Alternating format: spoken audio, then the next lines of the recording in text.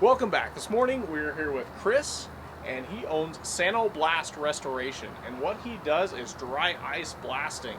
Today we're working on our Traeger commercial pig barbecue, and from what he's told me, he can blast a bigger variety of things than you would normally be able to use a blasting process for.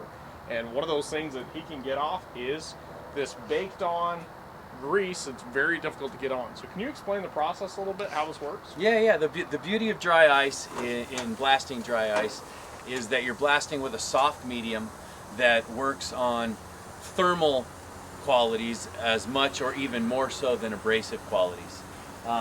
What it's going to do here is I'm going to be blasting dry ice out of my machine at a really high velocity, and it's going to hit all of this grease and all of this grime, and it's going to freeze it as it takes it off. And what that does is it makes that product constrict very, very tight, while the surface behind it doesn't freeze as quickly, so it sort of jumps off, we hope that's what it's going to do, kind of jumps off the product we're trying to shoot. So yeah, I have cleaned this already. I got all the easy stuff. This stuff is very, very hard to get off, so I'm excited to see how it works, and we are going to give it a try and show you how it works here. See if we can't make this a paintable surface again.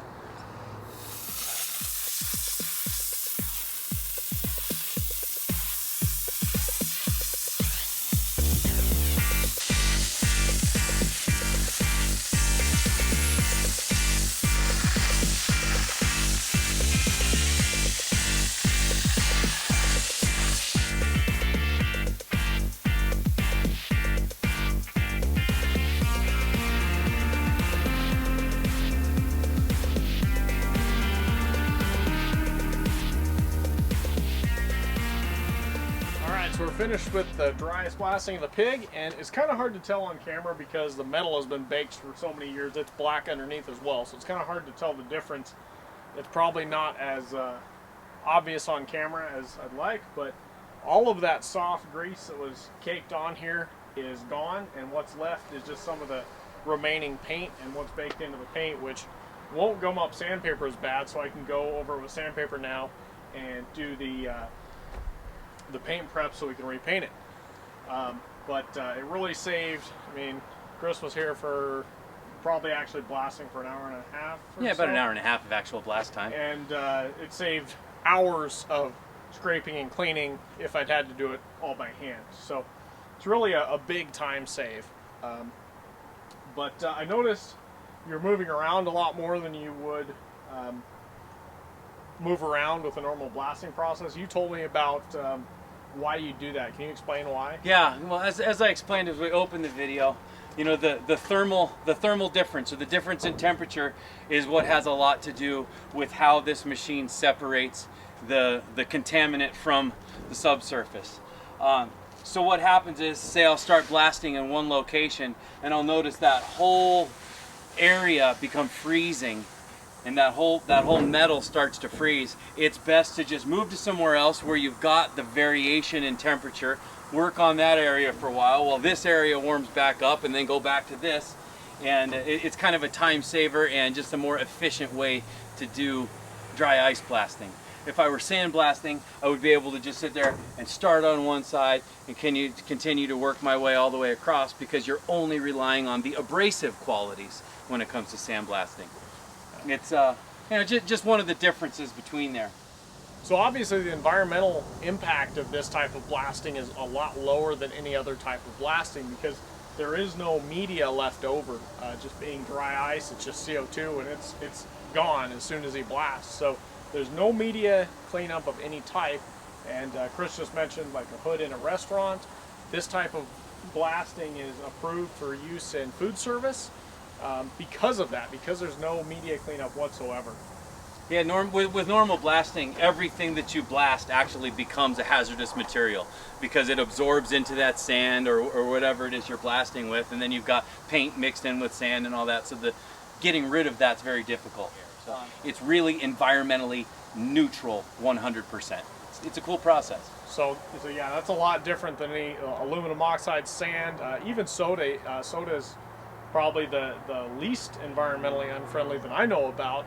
Yeah. But still, you still have some amount of cleanup with that. With this, there's truly zero. All that's left on the trailer is some loose carbon that was blasted off of the grill, and that'll just rinse right off. So you really only have to clean up what you blasted off. So you've told me a lot of things that I'm really impressed with that you've used this for, and the range that this has. Yeah. What are some of the things you can use this for other than grease and kitchen things? I do a lot of undercarriage restoration. It's a very good product for removing a good portion of the rust underneath your vehicles.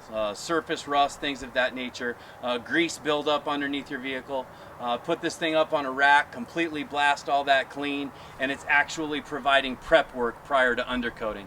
You get a lot of undercoating companies out there that just go in there and kind of scrub it off with a wire brush and things like that. Well, this process allows you the ability to really get detailed with your prep work, and as most people know, paint work is all about prep work from the beginning, and this is a fantastic way to get after it and do that prep process. Other things that I blasted are fireplace soot, masonry, things like that. There used to be, it used to be where you have to use some pretty harsh acids to do fireplace soot and fire soot and things like that. Well, you don't have to with this. I've got some videos on my website also that show that. Other things that you can get into with it are swimming pool tiles. He mentioned soda blasting.